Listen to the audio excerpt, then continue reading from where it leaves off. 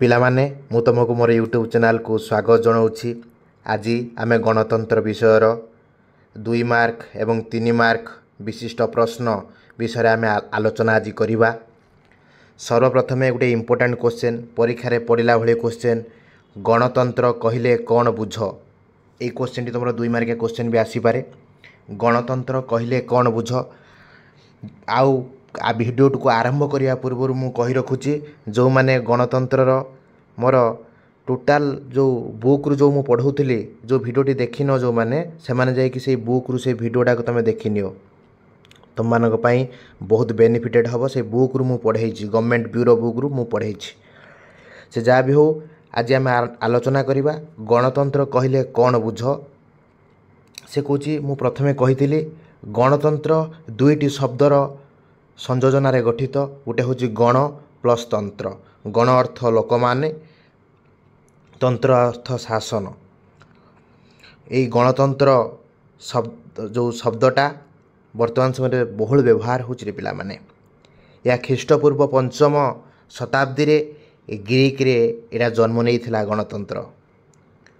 ଏଇଟା ହେଉଛି ଲୋକମାନଙ୍କର ଶାସନ। ଗଣତନ୍ତ୍ର ଅର୍ଥ ଏଇଟା ଲୋକମାନଙ୍କର ଶାସନ। ଦ୍ୱିତୀୟ ନମ୍ବରରେ ତୁମେମାନେ ଦେଖିପାରୁଥିବ, এই ଯେଉଁ ଗଣତନ୍ତ୍ର କାହାକୁ କୁହାଯାଏ ରେ, ଦ୍ୱିତୀୟ ନମ୍ବର ପଏଣ୍ଟ, ଏ ଦୁଇଟା ଗ୍ରୀକ୍ ଶବ୍ଦରୁ ଆସିଛି ଗଣତନ୍ତ୍ର।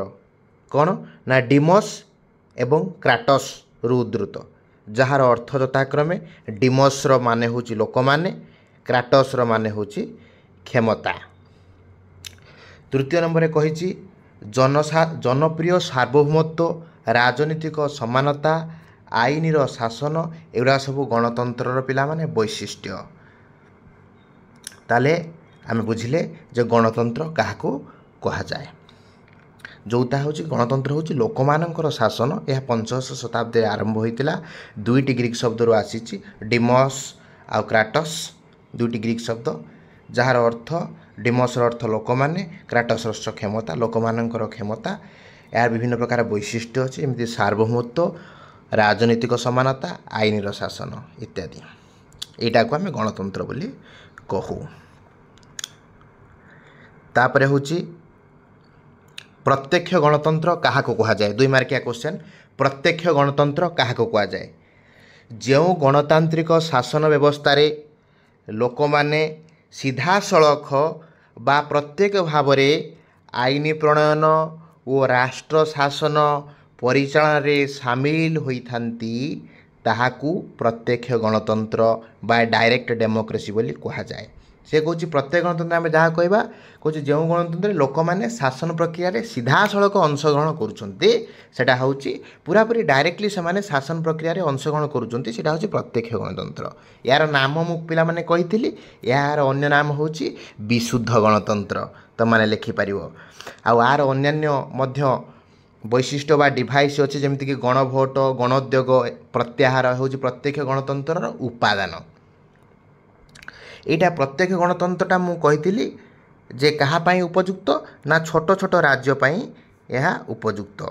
ଯେମିତିକି ସୁଇଜରଲ୍ୟାଣ୍ଡ, ଅଷ୍ଟ୍ରେଲିଆର କେତେକ ଅଂଶରେ ଏହି ପ୍ରତ୍ୟକ୍ଷ ଗଣତନ୍ତ୍ର ଦେଖାଯାଏ ରେ ପିଲାମାନେ। ମୁଁ ଆଶା କରୁଛି ସମସ୍ତେ ବୁଝିପାରୁଥିବ।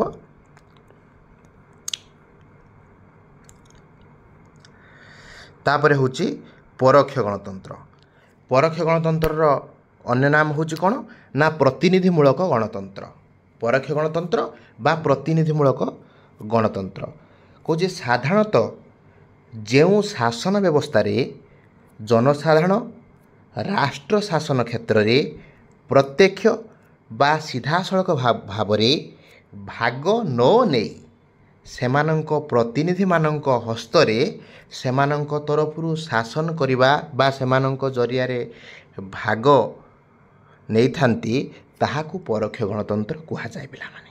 ମୁଁ ତୁମକୁ ସହଜରେ କହିଦେଉଛି, କହୁଛି ପରୋକ୍ଷ ଗଣତନ୍ତ୍ର ଆମେ ତାକୁ କହିବା ଯେଉଁ ପ୍ରକ୍ରିୟାରେ ଜନସାଧାରଣମାନେ ଶାସନ ପ୍ରକ୍ରିୟାରେ ସିଧାସଳଖ ଅଂଶଗ୍ରହଣ ନ କରିକି ସେମାନେ ପରୋକ୍ଷ ଭାବରେ ଅଂଶଗ୍ରହଣ କରନ୍ତି।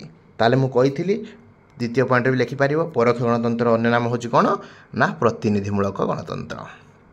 ସେଟା ଆମେ ଏଇଟା ପଢ଼ିବା, ଯେଉଁଟାକି ପରୋକ୍ଷ ଗଣତନ୍ତ୍ର କେଉଁଠି ପ୍ରଚଳିତ, ଯେଉଁଟା ଭୂଖଣ୍ଡ ଯେଉଁଟାରେ ବଡ଼, ଯେଉଁଠି ବିପୁଳ ଜନସଂଖ୍ୟା ଅଛି, ହେଲା ସେଇ ଜାଗାରେ ଭାରତ ଯଦି ଆମେ କହିବା ଯେଉଁଠି ବିଶାଳକାୟ ରାଷ୍ଟ୍ରରେ ଏଇ ପ୍ରତ୍ୟକ୍ଷ ଗଣତନ୍ତ୍ର ବ୍ୟବସ୍ଥା ସଫଳ ହେଇଛି ପିଲାମାନେ।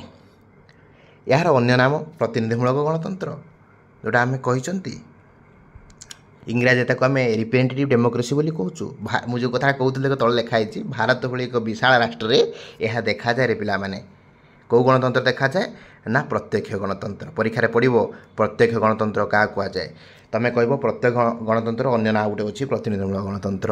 ଏଥିରେ ଶାସନ ବ୍ୟବସ୍ଥାରେ ଲୋକମାନେ ପରୋକ୍ଷ ଭାବରେ ଅଂଶଗ୍ରହଣ କରନ୍ତି, ହେଲା ତାହାକୁ ପରୋକ୍ଷ ଗଣତନ୍ତ୍ର। ବୁଝିପାରୁଛ ପିଲାମାନେ? କହୁଛି ପରୋକ୍ଷ ଗଣତନ୍ତ୍ର କେଉଁଠି ଉପଯୋଗୀ ହେଇଛି ରେ? ଯେଉଁଟା ବିଶାଳକାୟ ରାଷ୍ଟ୍ର ବିଶାଳକାୟ ଦେଶରେ ଏଇ ପରୋକ୍ଷ ଗଣତନ୍ତ୍ର ବା ପ୍ରତିନିଧିମୂଳକ ଗଣତନ୍ତ୍ର ପ୍ରଚଳିତ ହେଇଛି ପିଲାମାନେ, ହେଲା ଏଇସବୁ କଥା ଅଛି। ଏଇଟା ଦୁଇଟା ଏକ ଇମ୍ପୋର୍ଟାଣ୍ଟ କ୍ୱେଶ୍ଚନ୍, ମନେ ରଖିବ ପିଲାମାନେ। ତାପରେ କହୁଛି ଗଣତନ୍ତ୍ରର ଦୁଇଟା ଲକ୍ଷଣ ମୁଁ ପଢ଼ିଥିଲି, ବୈଶିଷ୍ଟ୍ୟ ବା ଲକ୍ଷଣ। ତୁମମାନେ ଜାଣିଥ ଏଠି ସମାନତା ସ୍ୱାଧୀନତା ନ୍ୟାୟ ଉପରେ ଏହା ପ୍ରତିଷ୍ଠିତ ହୁଏ, ଆଇନର ଶାସନ ଏଠି ପରିଚାଳିତ ହୁଏ, ଏସବୁ କଥା। ଦ୍ୱିତୀୟରେ ଲେଖିଛି ଜନମତ ଆଉ ଜନପ୍ରିୟ ସାର୍ବଭୌମତ୍ୱ, ଏଗୁଡ଼ା ସବୁ ଗଣତନ୍ତ୍ର ବୈଶିଷ୍ଟ୍ୟ ଅଛି। ମୁଁ ଆଲୋଚନା କରିଛି ସମ୍ପୂର୍ଣ୍ଣ ଭାବରେ ପିଲାମାନେ ବୁଝେଇଛି ଗଣତନ୍ତ୍ରର ବୈଶିଷ୍ଟ୍ୟ ଲକ୍ଷଣ। ଗୋଟେ ଲଙ୍ଗ କ୍ୱେଶ୍ଚନ୍ ପିଲାମାନେ ମୁଁ ସମ୍ପୂର୍ଣ୍ଣ ଭାବରେ ବୁଝେଇଛି ମୋର ପାର୍ଟ 2 ଭିଡ଼ିଓରେ ମୁଁ ସମ୍ପୂର୍ଣ୍ଣ ଭାବରେ ବୁଝେଇଛି। ତାକୁ ଡିଟେଲ୍ସ ଯେଉଁମାନେ ଦେଖିବା ପାଇଁ ଚାହୁଁଛ ସେ ଭିଡ଼ିଓକୁ ଯାଇକି ଆଉ ଥରେ ଯାଇକି ଗୋ ଥ୍ରୋ କର, ବୁଝିପାରିବ ପିଲାମାନେ। ପୁରା ଡିଟେଲ୍ସ ସେଟାକୁ ବୁଝେଇଛି ମୁଁ। ଗଣତନ୍ତ୍ର ଲକ୍ଷଣ ଗୋଟେ ଲଙ୍ଗ କ୍ୱେଶ୍ଚନ୍ ମୁଁ ବୁଝେଇଛି, ମୋର ପାର୍ଟ 2 ଭିଡ଼ିଓରେ ଅଛି, ତାକୁ ଯାଇକି ତୁମେ ଦେଖିପାରିବ ପିଲାମାନେ ଯଦି କେହି ଦେଖିନାହ। ସେଟା ଦେଖିଲେ ପିଲାମାନେ ଲଙ୍ଗ କ୍ୱେଶ୍ଚନ୍ଟାକୁ ଭଲ ଭାବରେ ପଢ଼ିଲେ, ସେ ବହିରୁ ଯେଉଁ ମୁଁ ପଢ଼େଇଛି ତାପରେ ତୁମେ ସର୍ଟ କ୍ୱେଶ୍ଚନ୍ ପଢ଼ିଲେ ତୁମର ମନେ ରହିବ ପିଲାମାନେ। ତୁମକୁ ପ୍ରଥମେ ବହିକୁ ଭଲକି ପଢ଼ିବା ପାଇଁ ପଡ଼ିବ। ବହି ପଢ଼ିଲେ ତାପରେ ଏଇ ସର୍ଟ କ୍ୱେଶ୍ଚନ୍ ପଢ଼ିଲେ ତୁମେ ଭଲସେ ବୁଝିପାରିବ। ବୁଝିହେଲା? ତାପରେ ପିଲାମାନେ ସେ କହୁଛି ରେଫରେଣ୍ଡମ୍ ବା ଗଣଭୋଟ କ'ଣ? ପ୍ରତ୍ୟକ୍ଷ ଗଣତନ୍ତ୍ର ସର୍ବପ୍ରଥମ ଉତ୍ପାଦନ ହେଉଛି ଗଣଭୋଟ। ତୁମମାନେ ଜାଣିଛ ପ୍ରତ୍ୟେକ ଗଣତନ୍ତ୍ରରେ 3ଟି ଡିଭାଇସ୍ ଅଛି, ଲକ୍ଷଣ ଅଛି, ଗଣଭୋଟ, ଗଣୋଦ୍ୟୋଗ, ପ୍ରତ୍ୟାହାର। ସେ କହୁଛି ଗଣଭୋଟ କ'ଣ? ଏଇଟା ପ୍ରତ୍ୟେକ ଗଣତନ୍ତ୍ରର ଗୋଟେ ବୈଶିଷ୍ଟ୍ୟ ଲେଖିବ ବା ସର୍ବପ୍ରଥମ ଉତ୍ପାଦନ କେଉଁଟା ନା ଗଣଭୋଟ। ସେ କହୁଛି ଏଇଟା ଡେଫିନେସନ୍ କ'ଣ? କହୁଛି ପ୍ରତ୍ୟେକ ଗଣତନ୍ତ୍ର ସର୍ବପ୍ରଥମ ଉପାଦାନ ହେଉଛି ଗଣଭୋଟ। କହୁଛି ବ୍ୟବସ୍ଥାପିକା ସଭାରେ ପ୍ରଣୀତ ଆଇନ କାର୍ଯ୍ୟକାରୀ ହେବା ପୂର୍ବରୁ ସେଗୁଡ଼ିକୁ ଅନୁମୋଦନ ପାଇଁ ନିର୍ବାଚକମାନଙ୍କୁ ବା ଲୋକମାନଙ୍କ ପାଖକୁ ପଠାଯାଏ, ତାହାକୁ ଗଣଭୋଟ ବୋଲି କୁହାଯାଏ। ସେ ସିମ୍ପଲି ମୁଁ ତୁମକୁ ଯଦି କହିବି ଗଣଭୋଟ କାହାକୁ କୁହାଯାଏ, କହୁଛି ବ୍ୟବସ୍ଥାପିକାରେ କୌଣସି ଆଇନ ପାରିତ ହେବା ପୂର୍ବରୁ ଲୋକମାନଙ୍କର ଅନୁମତି ଲୋଡ଼ାଯାଏ, ସେଟାକୁ କୁହାଯାଏ କ'ଣ ନା ଗଣଭୋଟ। ଗଣଭୋଟ ଦ୍ୱାରା ତାକୁ ଗୃହୀତ ହୋଇସାରିଲା ପରେ ସେ କାର୍ଯ୍ୟକାରୀ ହୁଏ, ହେଲା। ଏସବୁ ଜିନିଷ ଗୁଡ଼ାକ ତା ଭିତରେ ରହିଛି। ତାପରେ ହେଉଛି ଗଣୋଦ୍ୟୋଗ। ଦ୍ୱିତୀୟ ଉତ୍ପାଦନ ମୁଁ କହିଥିଲି ପ୍ରତ୍ୟେକ ଗଣତନ୍ତ୍ରର ଦ୍ୱିତୀୟ ଉତ୍ପାଦନ ହେଉଛି କ'ଣ? ଗଣୋଦ୍ୟୋଗ। କହୁଛି ଯେତେବେଳେ ଭୋଟଦାତାମାନେ କୌଣସି ନୂତନ ଆଇନର ଆବଶ୍ୟକତାକୁ ଉପଲବ୍ଧି କରି ବ୍ୟବସ୍ଥାପିକାକୁ ଆଇନ ଚିଠା କରି ନିର୍ଦ୍ଦେଶ କରନ୍ତି, ତାହାକୁ ଗଣୋଦ୍ୟୋଗ ବୋଲି କୁହାଯାଏ। ପିଲାମାନେ କହୁଛି ଭୋଟରମାନେ କୌଣସି ଗୋଟେ ବିଷୟରେ ଆଇନ ତିଆରି କରିବା ପାଇଁ ଯଦି ସେମାନେ ଭାବନ୍ତି, ଚିନ୍ତା କରନ୍ତି, ତାକୁ ପଠାନ୍ତି କେଉଁଠିକି ପିଲାମାନେ ନା ବ୍ୟବସ୍ଥାପିକା ସଭାକୁ ପଠାନ୍ତି। ଆଉ ତାପରେ କ'ଣ ହୁଏ? କେଉଁଠିକି ପଠାନ୍ତି ନା ନୂତନ ଆଇନ ଆବଶ୍ୟକତା ଉପଲବ୍ଧ କରି ସେମାନେ ବ୍ୟବସ୍ଥାକୁ ପଠାନ୍ତି, ଆଇନ ଚିଠା କରି ନିର୍ଦ୍ଦେଶ କରନ୍ତି, ତାହାକୁ କିଏ ପଠାଇବେ ନା ଲୋକମାନେ ପଠାଇବେ। କ'ଣ ପଠାଇବେ ନା ଚିଠା ଆଇନକୁ କେଉଁଠି ପଠାଇବେ ନା ବ୍ୟବସ୍ଥାପିକାକୁ ପଠାଇବେ। ସେଇଟା ହେଉଛି ଗଣୋଦ୍ୟୋଗ, ହେଲା। ଦୁଇ ପ୍ରକାର ଗଣୋଦ୍ୟୋଗ ଅଛି ପିଲାମାନେ, ଗୋଟେ ବ୍ୟବସ୍ଥିତ ଗଣ ଉଦ୍ୟୋଗ, ଗୋଟେ ଅବ୍ୟବସ୍ଥିତ ଗଣ ଉଦ୍ୟୋଗ। ଦୁଇ ପ୍ରକାର ଗଣ ଉଦ୍ୟୋଗ ରହିଛି। ସେ କଥା ଲେଖିଛି ଯେତେବେଳେ ନିର୍ଦ୍ଦିଷ୍ଟ ସଂଖ୍ୟକ ମତଦାତା କୌଣସି ବିଷୟ ଉପରେ ଆଇନ ତିଆରି କରିବାକୁ ନିଜ ଆଡ଼ୁ ପ୍ରସ୍ତାବ ଦିଅନ୍ତି। ମୁଁ ଟିକେ ପୂର୍ବରୁ କହୁଥିଲି, ହେଲା। ନିର୍ଦ୍ଦିଷ୍ଟ ସଂଖ୍ୟକ ମତଦାତା ବା ଭୋଟରମାନେ କୌଣସି ବିଷୟରେ ସେମାନେ ଆଇନ ପ୍ରଣୟନ କରିବେ, ସେମାନେ ନିଜ ଆଡ଼ୁ ମତ ଦେବେ, ସେଇଟା ତ ହେଉଛି ଗଣ ଉଦ୍ୟୋଗ। ଦୁଇ ପ୍ରକାର ଗଣ ଉଦ୍ୟୋଗ ଅଛି ପିଲାମାନେ, ଗୋଟେ ହେଉଛି ବ୍ୟବସ୍ଥିତ ଏକରେ, ଦୁଇରେ ଅବ୍ୟବସ୍ଥିତ ଗଣ ଉଦ୍ୟୋଗ। ବୁଝିହେଲା? ତାପରେ ଆମେ ଯିବା ଲାଷ୍ଟଟା ହେଉଛି ସେ ପ୍ରତ୍ୟେକ ଗଣତନ୍ତ୍ର, ଏଗୁଡ଼ା ସବୁ ଗୋଟେ ଗୋଟେ ବୈଶିଷ୍ଟ୍ୟ। ତାପରେ ମୁଁ ପଢ଼େଇଛି ପ୍ରତ୍ୟାହାର। ପିଲାମାନେ ତୁମମାନେ ଜାଣିଛ ପ୍ରତ୍ୟାହାର କ'ଣ? ପ୍ରତ୍ୟାହାର ମଧ୍ୟ ଗୋଟେ ପ୍ରତ୍ୟକ୍ଷ ଗଣତନ୍ତ୍ରର, ହେଲା, ଶେଷ ବୈଶିଷ୍ଟ୍ୟ ବା ଉପାଦାନ ହେଉଛି ପ୍ରତ୍ୟାହାର। କହୁଛି ଭୋଟରମାନେ ସେମାନଙ୍କ ଦ୍ୱାରା ନିର୍ବାଚିତ ପ୍ରତିନିଧିମାନଙ୍କୁ ବା ଲୋକମାନଙ୍କୁ ମଙ୍ଗଳ କରିବାରେ ଅସଫଳ ହେଲେ ବା ଅକ୍ଷମ ହେଲେ ବା ଅବହେଳା କଲେ ତାଙ୍କୁ ଶାସନ କାର୍ଯ୍ୟରୁ ସମ୍ପୂର୍ଣ୍ଣ ପଦରୁ ବହିଷ୍କୃତ କରାଯାଇପାରିବ, ତାହାକୁ ପ୍ରତ୍ୟାହାର। ମୁଁ ତୁମକୁ ପିଲାମାନେ ସାଧାରଣ ଭାଷାରେ ବୁଝାଇ ଦେଉଛି ପ୍ରତ୍ୟାହାର କ'ଣ। ସେ ଭିଡ଼ିଓରେ ମଧ୍ୟ ବୁଝାଇଥିଲି ପାର୍ଟ 2 ଭିଡ଼ିଓରେ। ପ୍ରତ୍ୟାହାର ଅର୍ଥ ପିଲାମାନେ କହୁଛି କୌଣସି ନିର୍ବାଚିତ ପ୍ରତିନିଧି ହୁଅନ୍ତୁ ବା ସରକାରୀ କର୍ମଚାରୀ ହୁଅନ୍ତୁ, ସେମାନେ ଯଦି ତାଙ୍କର କାର୍ଯ୍ୟ କରିବାରେ ଲୋକମାନଙ୍କ ହିତ ସାଧନ କରିବାରେ ଯଦି ସେମାନେ ଅକ୍ଷମ ହେଉଛନ୍ତି, ତାଙ୍କୁ କ'ଣ କରିବା, ଲୋକମାନେ ପାଦରେ ଆଡ଼େଇ ଦେବେ ବା ତାଙ୍କୁ ବାହାର କରିଦେବେ ସେ ପଦବୀରୁ। ସେଇଟା ହେଉଛି ପ୍ରତ୍ୟାହାର ତାକୁ ଯେଉଁ ପଦବୀ ଦେଇଥିବେ ତାକୁ ପ୍ରତ୍ୟାହାର କରି ଆଣିବେ, ନେଇକି ପଳେଇ ଆସିବେ ହେଲା, ସେ ପଦବୀ ତାଙ୍କ ପାଖରୁ ଛଡ଼େଇ ଆଣିବେ। ସେଇଟା ହେଉଛି ପ୍ରତ୍ୟାହାର। ବୁଝିପାରିଲ ନା ପିଲାମାନେ? ଯାହାଦ୍ୱାରା କ'ଣ ହୁଏ, ଏଇ ଯେଉଁ ନିର୍ବାଚିତ ପ୍ରତିନିଧିମାନେ ମନୋବିକି ହୋଇପାରିବେ ନାହିଁ, ଲୋକମାନଙ୍କ ହିତ ଉଦ୍ଦେଶ୍ୟରେ କାମ କରିବେ, ତାଙ୍କ ମନ ଇଚ୍ଛା ସେମାନେ କାମ କରିପାରିବେନି ହେଲା। ଯାହାଫଳରେ ଶାସନ ଡରି ଲୋକମାନେ ଧରିପାରିବେ ପିଲାମାନେ, ଭୋଟରମାନେ ପାଖରେ ସବୁକିଛି ପିଲାମାନେ। ତାପରେ ଆମେ ଦେଖିବା ଲ୍ୟାଣ୍ଡସ୍ ଜମିନ୍ କ'ଣ। ଲ୍ୟାଣ୍ଡସ୍ ଜମିନ୍ ମଧ୍ୟ ଏଟା ମଧ୍ୟ ସୁଇଜରଲ୍ୟାଣ୍ଡରେ ପ୍ରଚଳିତ ଥିଲାରେ ପିଲାମାନେ। ଏଟାକୁ ଆମେ ଆଉ ଗୋଟେ ନାଁରେ ଜାଣିଛନ୍ତି, ଲ୍ୟାଣ୍ଡସ୍ ଜମିନ୍ର ଅନ୍ୟ ନାଁ ଗୋଟେ ମନେ ରଖିବ, ମୁକ୍ତ ଆକାଶ ସଭା। ଏଇ ବି ଯେଉଁଠି ପ୍ରତ୍ୟକ୍ଷ ଗଣତନ୍ତ୍ର ଥାଏ, ଏଠି ବି ଲ୍ୟାଣ୍ଡସ୍ ଜମିନ୍ ମଧ୍ୟ ସେଇ ଜାଗାରେ ମଧ୍ୟ ବ୍ୟବହାର କରାଯାଏ। ସେ ଗୋଟେ ବ୍ୟବସ୍ଥା ସେଠି ପ୍ରଚଳିତ ଥାଏ।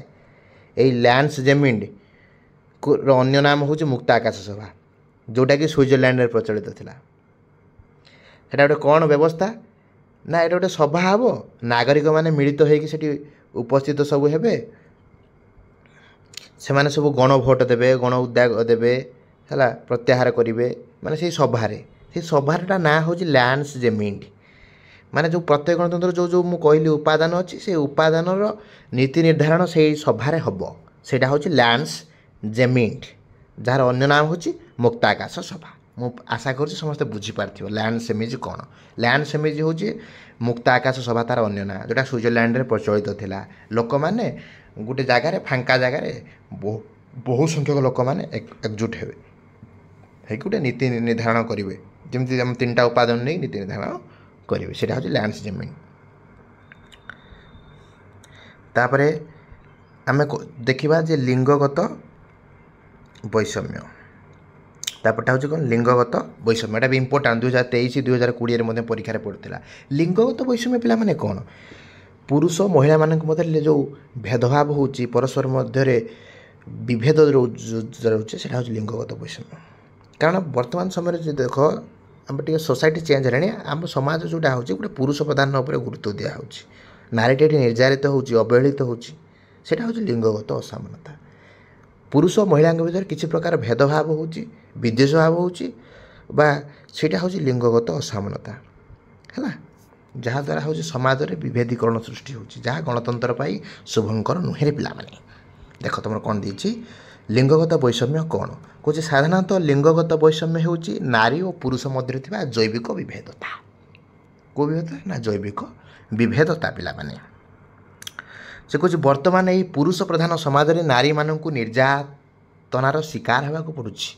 ପୁରୁଷ ସହ ନାରୀମାନଙ୍କୁ ସମାନ ଅଧିକାର ମିଳୁନାହିଁ। ତୁମେ ଦେଖୁଥିବ, ପୁରୁଷ ସେଇ ବିଭିନ୍ନ ପ୍ରକାର ୱାର୍କ ପ୍ଲେସ୍ରେ, ବିଭିନ୍ନ ଜବ୍ ଯେଉଁ ଜାଗାରେ କରୁଛି ବା କାର୍ଯ୍ୟାଳୟରେ, ଗୋଟେ ପୁରୁଷ ଯେତିକି ପ୍ରାଇଭେଟ୍ କମ୍ପାନୀରେ ପୁରୁଷ ଯେତିକି କାମ କରୁଛି, ମହିଳାଟି ସେତିକି କାମ କରୁଛି, କିନ୍ତୁ ପୁରୁଷକୁ ଅଧିକା ପଇସା ମିଳୁଛି, ମହିଳାକୁ ମିଳୁନି। କିନ୍ତୁ ଏଇଟା ହେବା କଥା ନୁହେଁ ପିଲାମାନେ। ପୁରୁଷ ମହିଳା ସମାନ ମଜୁରୀ ହେବା ଦରକାର, ସମସ୍ତଙ୍କୁ ନୀତି ନିର୍ଦ୍ଧାରଣ କ୍ଷେତ୍ରରେ ସମାନ ସୁଯୋଗ ଦେବା ଦରକାର। ଏଇଟା ହେଲେ ଆମ ଭିତରେ ସମତା ଆସିବ। କିନ୍ତୁ ଏଠି ଲିଙ୍ଗଗତ ଅସମାନତା ଦେଖାହେଉଛି ସମାଜରେ, ସେଇ କଥା ସେ କହୁଛି। ଖାଲି ସେତିକି ନୁହେଁ, ଖାଦ୍ୟପେୟଠାରୁ ଆରମ୍ଭ କରିକି ଅଧିକାର ଲାଗି ରହିଛି ଅସମାନତା, ଲିଙ୍ଗଗତ ବୈଷମ୍ୟ, ଏଇଟା ସବୁ ଦେଖାଯାଉଛି ପିଲାମାନେ। ଏଇଟା ଥିଲା ଆମର ଲିଙ୍ଗଗତ ବୈଷମ୍ୟ। ତାପରେ ପିଲାମାନେ ଆଞ୍ଚଳିକତାବାଦ। ତୁମେମାନେ ଜାଣିଛ, ଏଇ ଆଞ୍ଚଳିକତାବାଦ ହେଉଛି ଗୋଟେ ଗଣତନ୍ତ୍ର ପ୍ରତି ଏକ ଆହ୍ୱାନ, ପ୍ରତିବନ୍ଧକ। ନିଜ ଅଞ୍ଚଳ ପ୍ରତି ଭଲ ପାଇବା, ଅନ୍ୟ ଅଞ୍ଚଳ ପ୍ରତି ଭେଦଭାବ ହେଉଛି ବା ବିଦ୍ୱେଷ ଭାବ ହେଉଛି ଆଞ୍ଚଳିକତାବାଦ, ଯାହାଦ୍ୱାରା ଗଣତନ୍ତ୍ର ପାଇଁ ଏ ଆଞ୍ଚଳିକତାବାଦ ବିପଦ ସୃଷ୍ଟି କରେ ପିଲାମାନେ। ଗଣତନ୍ତ୍ର ପାଇଁ ଏଇଟା ଗୋଟେ ଆହ୍ୱାନ ପିଲାମାନେ। ଦେଖ କ'ଣ ଦେଇଛି, ନିଜ ଅଞ୍ଚଳ ପ୍ରତି ଅହେତୁକ ସ୍ନେହ, ଶ୍ରଦ୍ଧା, ଭଲ ପାଇବା ରହିବା ଠିକ୍, କିନ୍ତୁ ଏହା ଯେତେବେଳେ ଅନ୍ଧତ୍ୱରେ ପରିଣତ ହୁଏ, ଅର୍ଥାତ୍ ସମଗ୍ର ଦେଶ ପରିବର୍ତ୍ତେ କୌଣସି ନିର୍ଦ୍ଦିଷ୍ଟ ଅଞ୍ଚଳ ପାଇଁ ସ୍ଥାୟୀ ଲୋକମାନଙ୍କ ପାଇଁ ଅହେତୁକ ପ୍ରେମ ଜନ୍ମିଯାଏ, ସେଇଟା ହେଉଛି ଆଞ୍ଚଳିକତାବାଦ। ସେଇଟା ହେଉଛି ଆଞ୍ଚଳିକତାବାଦ।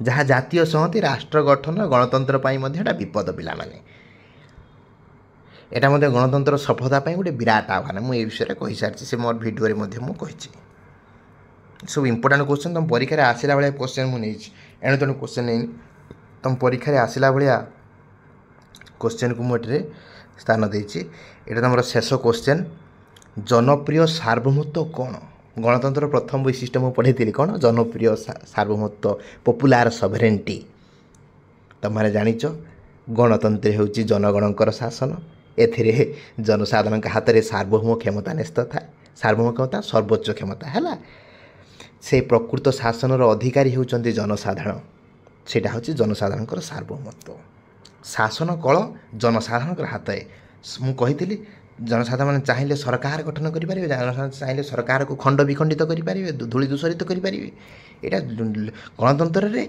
गण माने जन माने होउचंती सूत्रधर गणतंत्र से चाहिए सबकिछि परिवर्तन करेंगे सरकार मध्य नीति निर्धारण क्षेत्र में सब क्षेत्र में परिवर्तन करेंगे सेटा हूँ जनप्रिय सार्वभौमत्व ये तुम विषय से आउ केतन कोटेसन गोटे लिखाई ऋषंकर वाणी कथा लिखाई जनतार स्वर हूँ ईश्वर स्वर अब्राहम लिंकन मध्य कोटेसन लिखाई से कथाटा बुझापी जनप्रिय सार्वभौमत्व को बुझापी आर भितर पिला माने तुम 2 मार्क 3 मार्क क्वेश्चन आर भितर किसी भी बाहर गोटे भी पड़ोनी मुझे तुमको कहली गणतंत्र रे एतिकी जदि जड़े सर्ट क्वेश्चन 2-3 मार्क आपको यदि प्रिपेयर करके जाऊँगी परीक्षा से निहाती भाव में 2-3 मार्क क्वेश्चन से पाइब ही पाइब गणतंत्र कारण मुझे सब प्रीवियस ईयर क्वेश्चन पड़ी ता सहित जो इम्पोर्टाट क्वेश्चन रही जोटा कि परीक्षा बारंबार आसूसी से भाया क्वेश्चन को मुझे सिलेक्टेड क्वेश्चन को मुझे तुम जब गणतंत्र 2-3 मार्किया क्वेश्चन ये भिडियो तुम देखिए जाऊछ निश्चित भाव में तुम परीक्षा भल कर मु आशा करुच्ची यही गणतंत्र जो 2-3 मार्किया भिडियोटी कर तुम मैंने समस्ते बुझीपार